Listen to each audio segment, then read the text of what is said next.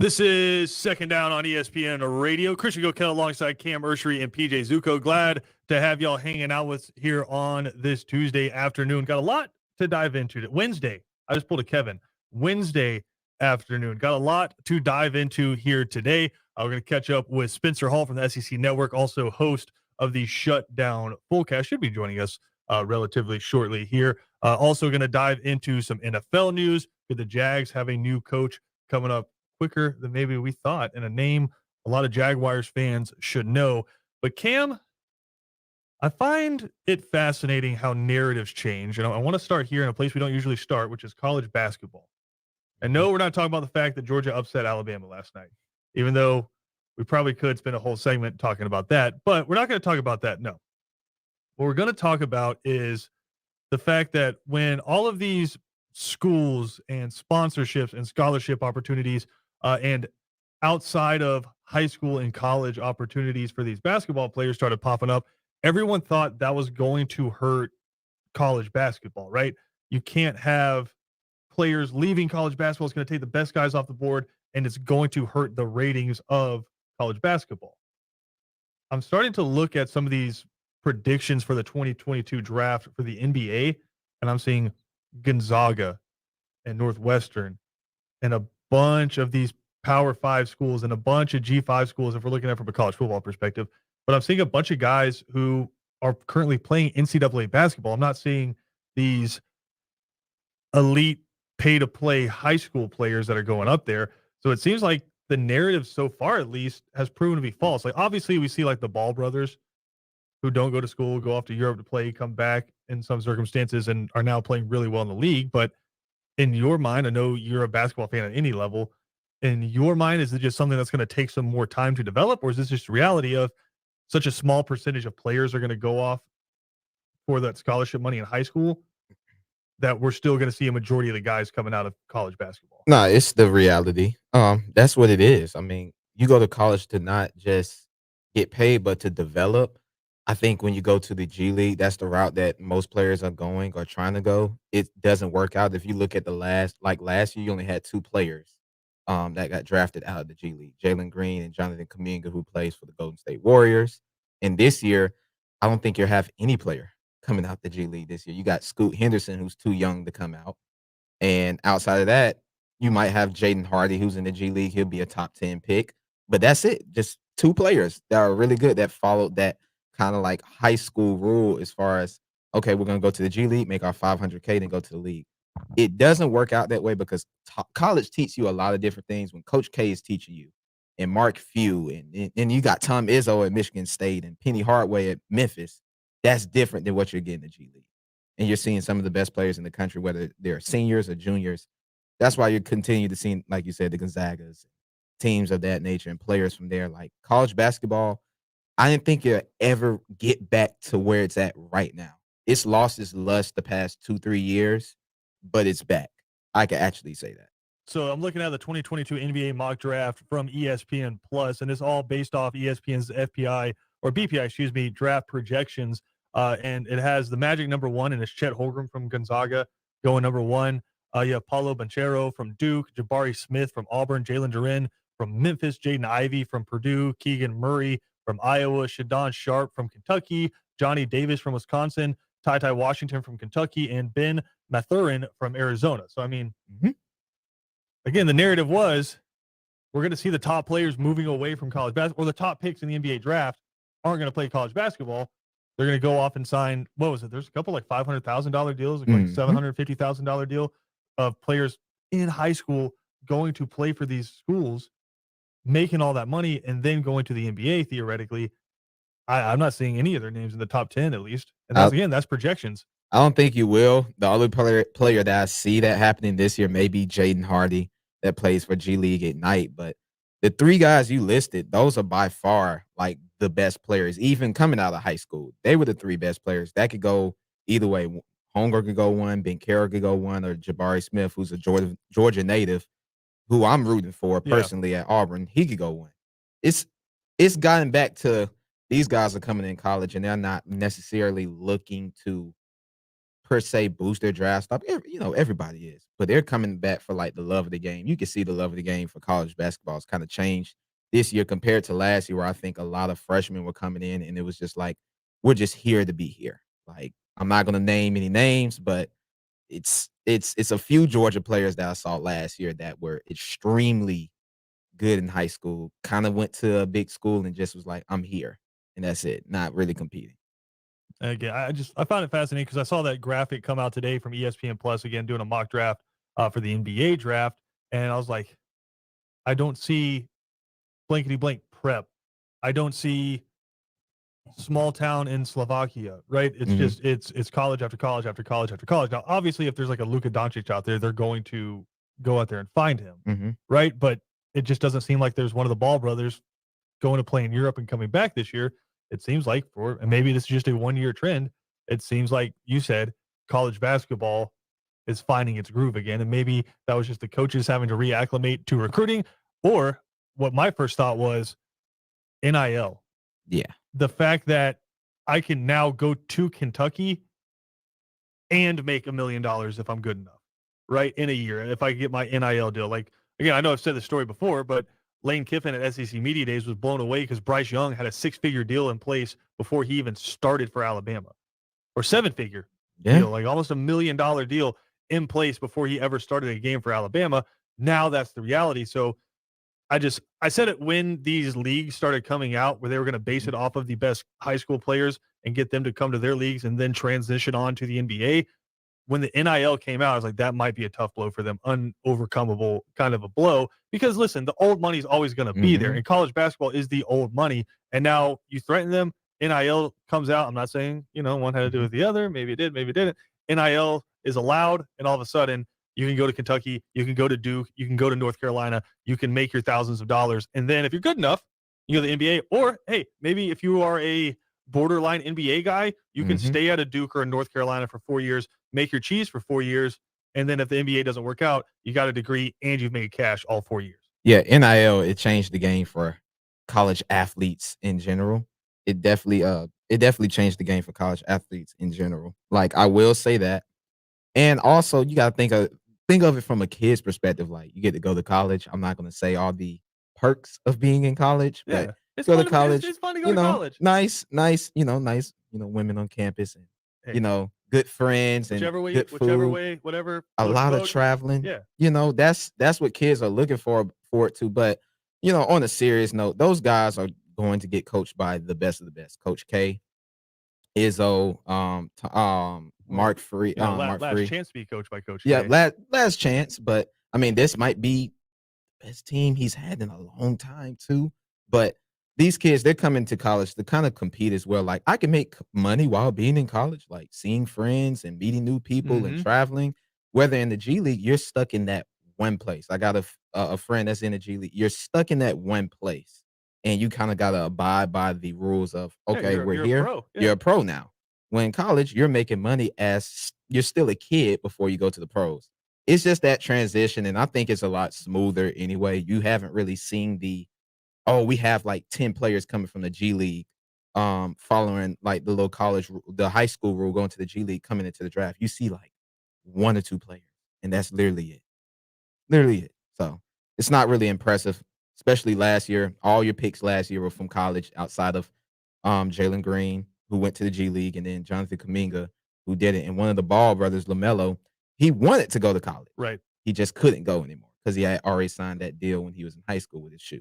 It is fascinating because I think we are at I don't want to say a crossroads for sports, but it's one of those things where it's changing right in front of you, and so much is changing that it's hard to completely wrap your mind around how much what we consume every day is changing. Now, what you see on the court, on the field, whatever you watch, that hasn't changed too much, but it's how it's being presented to you, and it's how we're getting to that is rapidly, rapidly changing. I mean, to watch an NFL game this past weekend, if you weren't watching it just on terrestrial TV, like if you didn't have the TV package, you needed 4 different subscription services Mhm. to go out there and watch the games this weekend. It's changing like that. With the NILs coming in, it it's again, I said it was kind of the new money versus the old money. There were a lot of things that got kind of put on display during COVID when it came out about just basically this all comes down to money, and here's how the money's earned. Here's how we get the money out of this. And a lot of companies tried to come out, not even companies, I should say conglomerates, new leagues tried to start during COVID, but you've seen the old money, i.e., the NBA, college basketball, college football, change how they operate to make sure they remain on top. You saw the SEC try, or not even try, make a power move to add Oklahoma and Texas, and just the consolidation of power. And then you see these leagues that were a threat to college basketball, and then NIL comes out, and it was just a death note for those leagues. So And in it's just college, you have 40 to right. 50,000 people watching you at games. In Mhm. G League, it's an empty gym at G League games. Like, Correct. if you go, you might have like 100 people there, and about 35 of those are scouts. Right. And that's a totally different thing where you walk into a gym and you see a slew of people just cheering you on for wherever it is. You may, an hour and a half, however long Well, the those games are. NCAA's biggest moneymaker by far is the NCAA tournament. Oh, yeah. Like, far and away, March Madness is his biggest moneymaker. So if you talk about being on a stage, you want to be on the G League or you want to be in the Sweet 16. Like, I think those are Yeah. two pretty different stages, but it didn't used to matter, right? Like, it used to be, if I want to make money, I got to get to the NBA. Now, think about what it means to be one of the starting five on a Sweet 16 team in terms of value for your name, right? Imagine Zion in college right now. All the money he Oh would my have goodness. been making. Because what did he bring to Duke? Like, I don't know. the over exact- hundreds yeah. of million. I mean, I'm sure. The one night they played UNC, I think he brought in like over $100 million. Imagine if he was at Duke, the money he'll be making Right. now. It just changes the game. You're on a different platform. You can't even, if you want to watch a G League game tonight, do you know where you could go to watch it? You can't go on NBA TV. ESPN Plus. I don't know. It's like on some of the the bootleg streaming networks and stuff like that. Like Cam, how do you know about those? you have to. I know you have to do your research to find those, and sometimes ESPN Plus. But that's the point. If I want to watch college basketball, I turn right to on DirecTV 206, ESPN. Turn to channel 2 or 46 for CBS. It's that simple. Just and it's just going to change more and more because now Apple is getting into the live sports game, and there's been talks about them either partnering or just straight up buying ESPN. You have Amazon that is heavily getting into live sports. They've bought Thursday Night Football from the NFL, and on top of that, you know who's still out here doing it, getting contracts? Like, we talk about like the James Hardens of the world, and like, could Tom Brady get another deal? And we're talking about Devontae Adams coming up on his second big deal, right? You know who's out here still doing it? Al Michaels. Got to be in his 80s, and he's been the voice of football. He's do you believe in miracles? I mean, it's Al Michaels, and he's still out here doing it. He is in line for one of the biggest broadcaster deals ever. Do you know who is fighting over him right now? Who? Amazon and ESPN.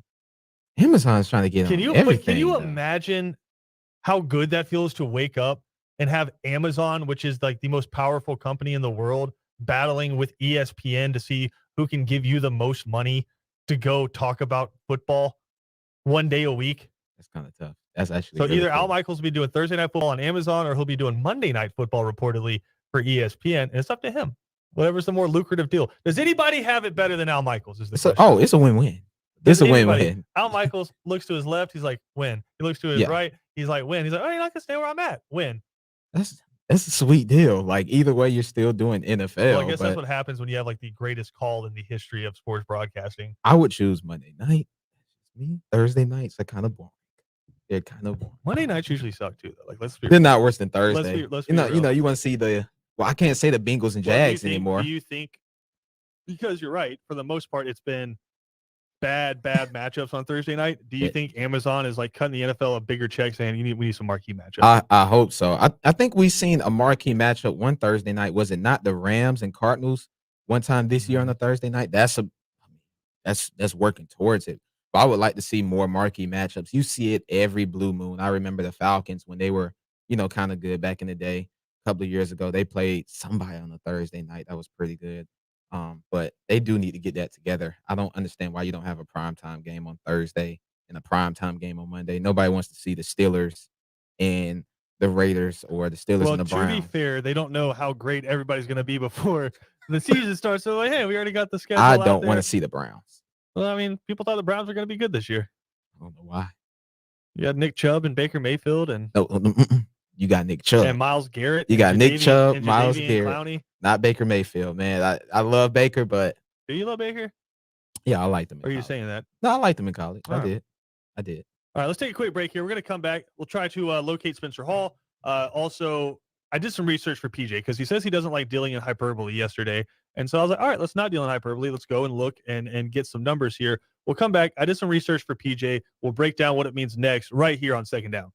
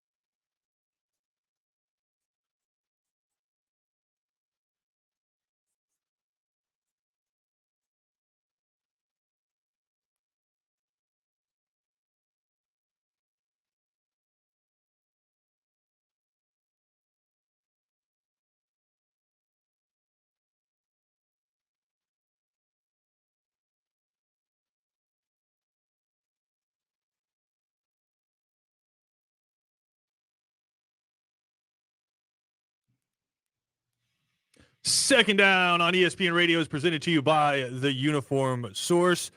PJ, you got a little defensive yesterday. I tend to do that from time to time. You said you weren't willing to go hot take on us here and say that this past divisional round was the greatest divisional round of all time. You said, I've got to do my research. I don't speak in hyperbole. I don't want to do a BJ Bennett where I just come out here and say, this is the best thing I've ever seen in my life. Because I mean, every single year, every single year, there's a better quarterback in college football, like the best quarterback of all time in college football, according to BJ, right? Because BJ Bennett is very much a stat box score kind of guy, right? PJ more of an emotional, absorb, watch, compare to history. Don't want to get overly analytical with it. Just absorbing the sport and then providing his thoughts on it, right? So two different kinds of focus, and I respect both of them there. So what I did, PJ, is I went back to 1990. There we go. When the biggest change to the playoff happened, it looks the most similar to the playoff system we have now. So I went back to the 1990 season. Only twice since 1990 has a divisional round featured 4 games that were all one score each. Okay, this is what I like to hear. All right. None of them were each of them walk-offs. Right. Like we saw this past week. Okay. All right. All right. Okay. So you're still with me? Yeah. Now, I have 3 options here to present to you. 2 of them are the divisional rounds that I just mentioned that had 4 one-score games. And then, of course, this one we just saw. Mm-hmm. And then I'll present the last one to you at the end. But we're going to start with the 2003-2004 divisional round of the playoffs. Remember, this is the beginning of the Tom Brady era, in the midst of the Peyton Manning era of college football, of the NFL. So we had that year we had the Patriots at the Titans. Patriots won that one 17-14. We had the Colts at the Kansas City Chiefs. The Colts won that 38-31.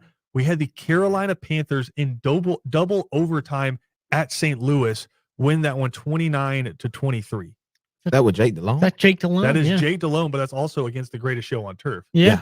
In the St. Louis Rams. And then we had the Philadelphia Eagles, Donovan McNabb, right, 20-17 over Brett Favre and the Green Bay Packers in Lambeau in overtime.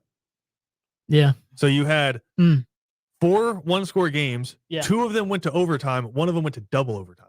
Right. We had 1 overtime game. Yep. This past weekend. All right. So I'm just putting that one out there. So there's that. It's pretty solid. That's 2003, 2004. Let's fast forward a lot. We are going to go to 2015, 2016 divisional round. We had Tom Brady versus Alex Smith in Arrowhead. The Patriots won that one 27-20. Oh, that was the year before Mahomes. Yes. I think. Yeah. And I think I could be wrong. Actually, let me see if I can click here real quick. 2015 Kansas City Chiefs. Yeah, I mean that's the team. Eric Berry, Tom Ali, Justin Houston, Travis Kelce, Marcus Peters, Derek Johnson. Nasty. They were 11-5 in the regular season, and the week before had beaten the Texans 30-0.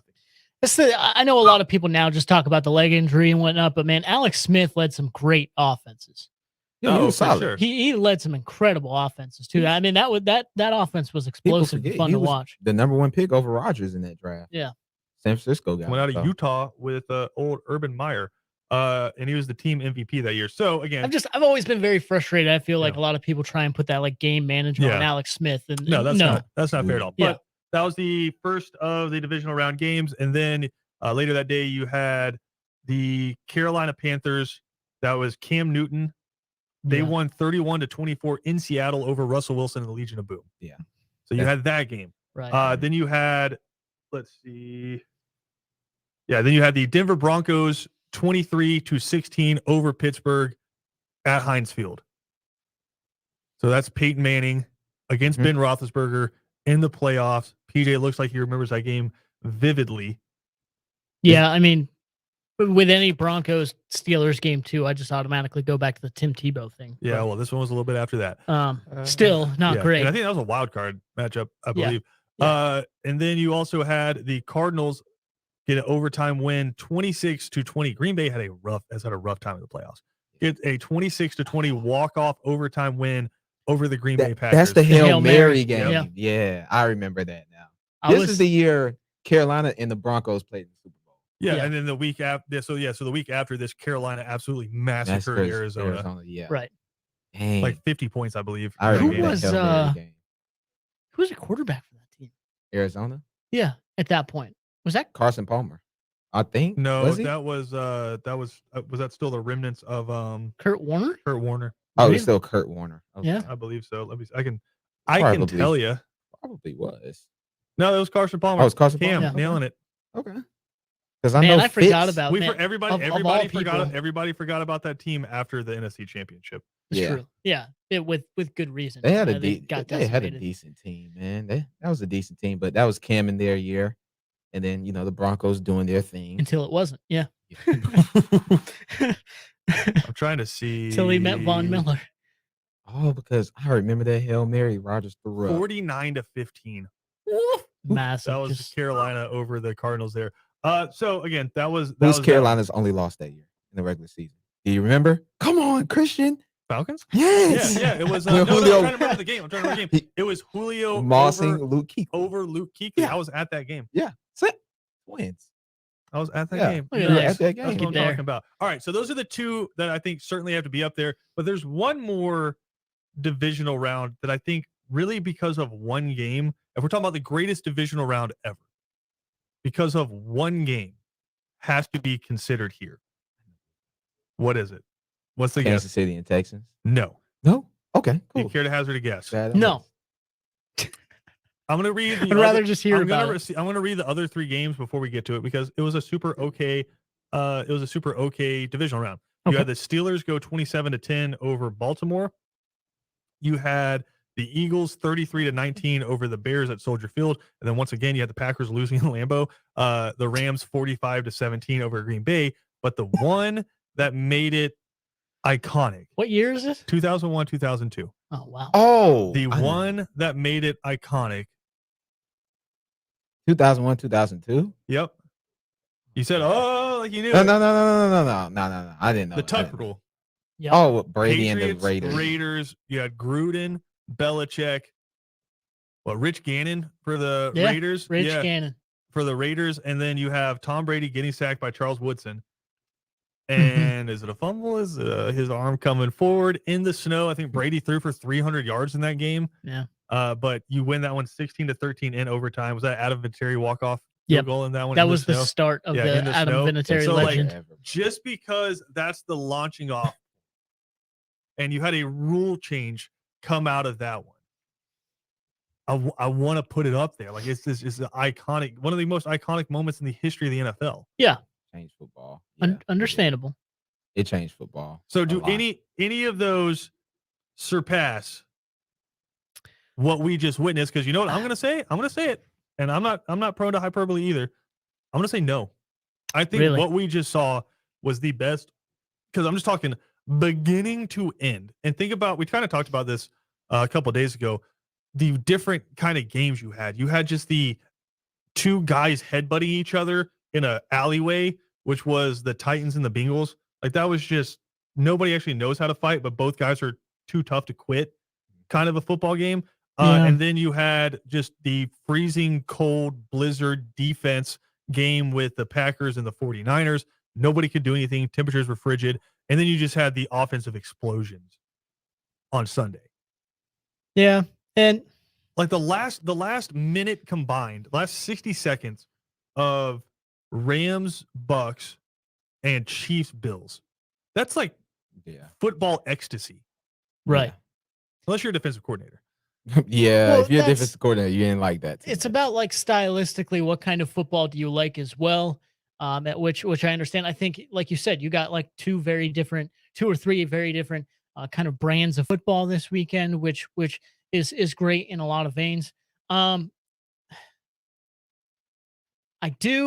am one that thinks kind of the Saturday showcase, even though they were walk-off games, I think the Saturday showcase kind of brings the quality of weekend down a little bit. Like I'll say Lambeau Field, the two classic traditional teams going after each other and in the snow. I mean, the field was just incredible, but also it's kind of frustrating because it was wild. You had some blocked kicks and stuff like that, but it's also kind of frustrating because, it's just you're watching like Jimmy Garoppolo not really do anything and get through and win, and Aaron Rodgers doing all he can do and obviously not be able to win either. I think that's somewhat frustrating, but again, defensively, good showings. And I think really like the Bengals Titans game, if one player can kind of ruin the quality of a game, Ryan Tannehill certainly tried. So like, I think if you're talking about one day, like one day of football, Sunday was incredible. Sunday was to me like everything you want. And it's not just because more points were scored either. It's just the style of games you had and how they finished off. That I think is why I might go with. Now I wish I could go back and watch because I'd love to see some of those. But you talk about the teams, you talk about the stars they had, and the kind of games. Also, one game going into overtime, another game going into double overtime. I might go all the way back to that 2003-2004 divisional round and call that the best. I think I might. That's fair. Like yeah, said, the greatest. You had three overtime periods. Greatest show on turf. You have Donovan McNabb and those Eagles. You have the Panthers and Jake Delhomme and who they had. I don't know if we need to throw Jake Delhomme in there, but that's fair. He's pretty solid. They went to the Super Bowl that year. He was pretty solid for a couple years. Like he had a couple years. All right. I don't know how they went to the Super Bowl that year. Though. That year they played the Patriots in the Super Bowl and almost beat them. Yeah, they lost by I think we're almost talking about Jake Delhomme Super Bowl winning quarterback, by the way. So like put respect on a little bit of his name for a couple years. Smith, but I think Steve Smith and was that Titans team? Was that Eddie George? Yeah, he on that team? Yes, I mean, like so, like pretty solid team there. I don't know. I think maybe it's just me not wanting to overreact and call one weekend that just happened. Like maybe there's sometimes where it's like Steve McNair and Steve McNair. There you Eddie go. George. That's what a lot of sometimes I can have hold on. Was that Ben Troop era? No, that's the year before, right? Yeah. Ben said he's never gotten a playoff win. But they didn't win this one. They didn't win. Oh, so yeah, that's true. There is with me. I do have a little bit of like it's funny. It's like anti-recency bias where it's almost like you were describing at first. It's like everyone's freaking out about something, and I'm like, man, can we just give it some time? Like everyone's freaking out about some new album, and I'm just like, I don't even want to listen to it right now because everybody's just freaking out about it. How cool is the name Greatest Show on Turf? That's a cool football like name, a nickname. You know how cool you gotta be. We don't do that anymore. Like the last great name we had is Legion of Boom. That's True. cool. That was the best one. Now that was the best one. I love the Legion of Boom. Is it the best one, or is it like the Purple People Eaters? Nah, Legion of Boom. I Purple People Eaters. The Monsters of the Midway? They were lit. Yeah. Like when they beat Crabtree and them in the playoffs. Monsters of the Midway. Richard Sherman, he's yelling at the freaking camera. Well, you know what the worst part about that is the best player on those defenses wasn't actually a part of the Legion of Boom. Oh, you talking about Bobby Wagner? Bobby Wagner. Yeah, he wasn't a part of it. Yeah, and he was always like kind of always overlooked. He had guys around him too that were making. Yeah, when they got him, he was like I think a rookie or in his second year, he didn't really play. It was like KJ Wright and Sherman and the play in my mind that always sticks out about KJ Wright is just getting absolutely mossed by Gronk in the Super Bowl. Like they flexed Gronk out to the outside, and you're like, are they really going one-on-one with? Oh, that's a touchdown! Like before the snap, it's just gonna happen. A touchdown. Yeah, my favorite player was Earl Thomas off the Legion of Boom. Oh yeah, I love Earl. Yeah, he was a monster. Hasn't been the same since he broke that leg. Yeah, him and Cam Chancellor. Like I know Cam Chancellor was just a big hit machine. He was a monster. Cam Chancellor didn't hit you; he massacred you. Yeah, no, for sure. And I loved. Yeah, I loved watching it every single time. I mean, like you were talking about the ones from this year, the teams from this year, and the finishes we had. Could we be watching like? It's almost like you don't want to name them this because of the respect of the first one. I really feel like we are currently watching the Greatest Show on Turf .2. Like every time I see the Kansas City Chiefs take the field, every single time. I just think the only you think they're going to go for 50. They had Marshall Faulk back then, and Torrey Holt and Isaac Bruce. Yeah, they have Tyreek Hill, Kelsey, and Mahomes. They just missing the back now. Like there's no Marshall Faulk. That's what I'm saying. Jerry McKinnon. I think they're solid. I think Jerry McKinnon's been more solid than Hilaire. Jerry McKinnon's been that guy for him. But I don't know, man. It's just I compare them not to I know I said this before, I don't compare him to any other offenses I've ever seen in football. I compare him to the Golden State Warriors Yeah.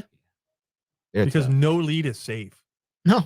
They're Like, literally, what other tough. team are you scoring a touchdown against with 13 seconds to go and you're actually concerned? Did you Right. see the little None. thing where they posted a video and Mahomes is like, Travis Kelsey's crazy because he said, Mhm. Tyreek Hill run that screenplay, we're gonna get this. And then he told Mahomes the next play, the seam's gonna be wide open. Seam was open, Yeah, they they get the had field goal. so they had Kelsey mic'd up for those of you who haven't seen it. Crazy. And so the two plays were the quick, just little out route to Tyreek Hill, which he had Kelsey lead blocking for him. And then you obviously had the seam catch. But before that, on the sideline, Mhm. you have Travis Kelsey walking up to Tyreek Hill saying, hey, if they play you like this, go here. If they play you on the Mhm. outside, go here. Follows him exactly. Travis Kelsey blocks. And then you hear Tony Romo in the background like, oh, they have a chance. Oh, they have a chance. Still have the timeout there because, again, I think that's a good sign of Mhm. quarterback play from Patrick Mahomes, maintaining the timeouts all the way until the end. And then you have the seam route where Patrick Mahomes comes to, or Travis Kelsey goes to Patrick Mahomes during the timeout, and he says to him, he's like, hey, if they play like this, it seems open. And then before the snap, you hear Patrick Mahomes saying, do it, Kels, do it, Yeah. Kels, do it, Kels. First down, field goal range. Harrison Butker nails it, and then we know They the were rest of the supposed story. to lose that Yeah. one. Yeah. They were But like supposed to the other lose. day, he like Kelsey was like, also, he's like, whatever route's called, I'm probably not going to run it because the Yeah. seam's going to be open. Yeah. So he's like straight up being like, yeah, That's I what don't know great what, players do, yeah, though. They I don't know what's going to be deviate. called, but I'm going on the open spot. Well, they don't just deviate; they communicate Yeah. with Yeah, their before teammates they and do say, it, yeah. "Hey, here's Yeah. what I'm going to Of course, do." of course. I think my favorite story from like a player having a conversation was Roddy White told Kyle Shanahan it was stupid. So, like, for those of you who don't remember, the first year of Kyle Shanahan did not go great for the Falcons. I think they Yeah. lost. I think it went 8-8 the first season, Mhm. and you had like Roddy White towards the end of his career with the Falcons, and you have Kyle Shanahan coming in, and Shanahan runs a complex offense, right? And so Shanahan comes in, and he's like, "Okay, we're going ace wing bingo, zip zap, X cross, Y shallot, bop bop bop bop bop across." And Roddy White's like, "Yeah, we just call that Sierra." He's like, "That's stupid." And it's just like, so it's like the NFL vet who's got his contracts. He could talk to the young OC like that. Yeah. And so like you have Julio Jones, you had Roddy White. I don't was Tony Gonzalez still on that team at that point, but you had these great players, and they were like, listen, we've been with Matt Ryan for like 6-7 years now. We've been catching a lot of footballs from him. I know you're awesome with your play calls and all that kind of stuff, but we know a route concept. We don't need Matt Ryan just verbal spewage out Hurt. for 30 seconds. Why don't we just come up with one name for it? You know, we're pretty smart. And Kyle Shanahan still talks about it. He's taken that with him to all of his other jobs since. So he's like saying like, okay, maybe I just conceptualize stuff down to one call and simplify it for him. I just love that story from Roddy White because he's like, yeah, it's stupid. Yeah. I still think Shanahan's the best play caller in football by a mile. Like the calls he made against Green Bay Saturday were beautiful. You just have Jimmy G at quarterback. If you had anybody Well, I else, wouldn't even say that. Like, I mean, obviously Jimmy G not great, but he also hit some wide open guys who just straight up yeah. dropped it. Yeah, Like they- George he Kittle had did. a seam route that he just bounced off of his chest. that would have been a So, touchdown. I put Brian Daboll up there. I think Brian Daboll with the Bills has done unbelievable Oh. because nobody thought Josh Allen would turn into this. No. And so Brian Daboll is really good, but also the combination of Eric Bieniemy and Andy Reid is pretty filthy. Sean Yep. McVay is nice. Insane. Sean McVay is really good, and we see what happens when you give him like a legit top 10 NFL quarterback. Yeah. He went to the Super Bowl. He went to the Super Bowl with Jared Goff. Like that's the opposite of only winning one with Aaron Rodgers. The fact that you went to the Super Bowl with Jared Goff, that's pretty impressive. We're way over here. We got to take a quick break. We'll come back with more right here on Second Down.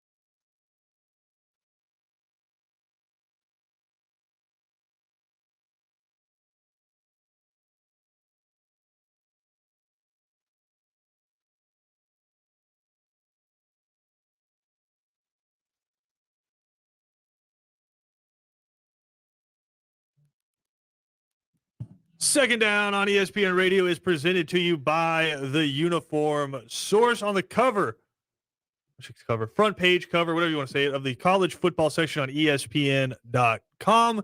New story out from Harry Lyles Jr. The 2022 college football games we're already looking forward to. You know what number one is on my list? The Iron Bowl, probably. No, the first one. Georgia and no, literally just like whatever the first college football game is. Okay, all right, coming got it. up this Noted. year. All Like right. That's numero uno on the list right now. But there are some awesome games coming up in 2022. That's one of my favorite things to do every year is go through and just look at what the matchups are. I remember a couple years back when I was like, holy crap, LSU is playing at Texas this year. Like, that's a really fun matchup, right? Yeah. So I love going through and looking at that. This past year, I thought Alabama-Miami might have been a little bit closer than it was. We all saw how that turned out. Now Miami has a new coach. But just going to go through some of the games that they have mentioned in here. Week 1, Notre Dame at Ohio State. Oh, dang. Classic. That's kind of cool. That's really cool. I love that. It was like being from there. I always thought Notre Dame should be in the Big Ten. Just go back to the 2000s and how like you had Notre Dame, Michigan all the time. Yeah, Notre Dame, it Penn beats State, the hell like out of Notre Dame, Wake Forest. Absolutely, every time. Anyway, all right. So week 1, we're just going to stay with week 1 because I can spend 3 hours here.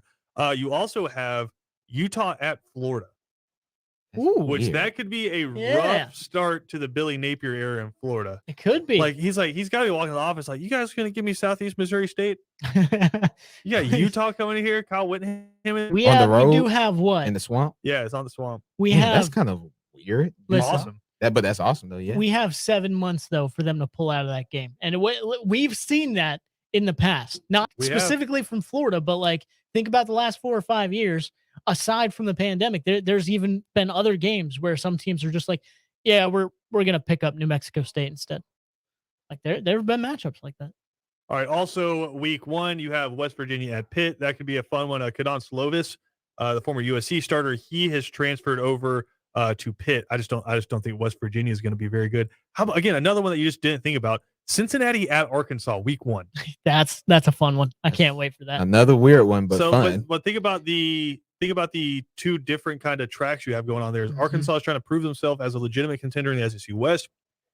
Flip side of that, can Cincinnati do it 2 years in a row with no Desmond Ritter? Are they a one-shot or one-hit wonder? Yeah. All corners going, no Desmond New Ritter. defensive backs, yeah. And then Majay Sanders, your defense end going. So let's see what they can do. One that I know is hurting BJ Bennett's heart more and more day by day as LSU starts to pick up more and more transfers. Florida State versus LSU, and this one's in New Orleans. Oh yeah, give me LSU. No, but it ain't in Baton Rouge. That's okay. It ain't in Baton Rouge. It's still in Louisiana. That's okay. So like it's in New Orleans. Probably going to be about 80% purple and gold. They're going to turn that thing. I mean, that Panhandle's not too far away. That's what I'm saying. That's still a fun like location matchup for me. Like I really enjoy those sorts of big matchups between teams like that. I think it beats, even though I'm looking forward to Oregon, Georgia. Like I think it beats a matchup like that where it's just all the way from across the country. Here's what I'm going to say about Oregon, Georgia, because we haven't talked about that one yet. I think this is a chance for Georgia. I know they won here in the Peach Bowl, but this is a chance for Georgia to exercise some demons from Atlanta. Yeah. This is also kind of like on I don't like to say a prove it stage, but like prove the consistency aspect. You just came off a national championship. Now, can you go beat up on Oregon? Not only that, you got a head coach that knows a whole lot about Georgia. Yeah. I mean, so you have Lanning versus the Bulldogs for the first time. So and you also have Bo Nix coming back. Oh, true. My boy Bo played for Oregon. This is his 4th year. Yeah, this will be his 4th shot at Georgia. Yeah, I forgot Bo is at Oregon. Man, yeah, I'm definitely excited for that one. Then it's intriguing. I love Bo. So definitely think about how he started his career. Yeah, in Atlanta against Oregon. Came back, won that game. Yeah, against Justin Herbert. Yeah, who's Alabama got? Week 1. I don't know. Don't they have to have a premier early matchup? They normally do. Maybe not week 1, but is it like Virginia Tech? Except for like that one year they had like West Virginia? They had like Alabama Duke, and it was like, dude, what are we doing? Standings. That's my quick navigation skills. Yeah, I don't know. They're gonna be beating up on somebody with Bryce. Oh baby, Utah State. Oh yeah, Utah State. That's about as for No, 50-point Utah L. State got a good transfer quarterback in, but week 2 they're at Texas. Okay, it's always early. They have a pretty big Saban matchup. gets Sark. That's kind of cool. Yeah, they're gonna get demolished. Like, it's gonna be bad. Texas is another not bad. 30-point win for Saban. Speaking of back, we might want to be back here in a second because I'm just kind of looking at the clock, PJ. Reminding, a little bit here. You're looking at the clock. Yeah, All right, I'll take a quick break. We'll come back with more right here on Second Down.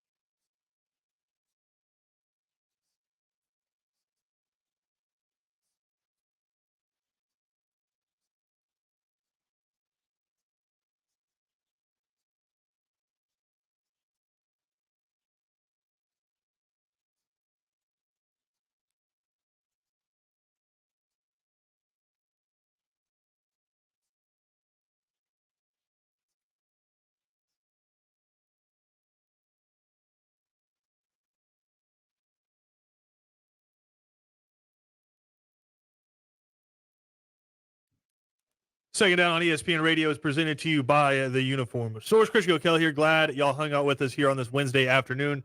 Some news from Savannah State. They have begun a nationwide coaching search for the next head coach.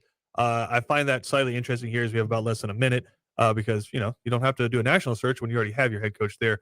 I think Russell DeMasi is the guy for the job. Said it before. I'll say it again. But they're doing their due diligence. I'll say that. You got to go out and try to figure out what's best for the school. But hopefully it winds up being Coach DeMasi there because I think he can do a good job continuing to build on what Coach Sean Quinn and the rest of that staff has built there at Savannah State. Big show coming up on 3 and Out. They're going to talk about the Byron Leftwich rumors to the Jacksonville Jaguars. The guys will be joined at 3:30 by Tony Richardson, former Kansas City Chiefs fullback. Also at 3:20, they'll be joined by Oliver Hodgkinson from Pro Football Network to talk about his mock draft and where he has the Jaguars and the Falcons going. All that coming up next right here on ESPN Radio. If you miss any portion of our show, you can check it out on Spotify, SoundCloud, Apple Podcast, or our YouTube page.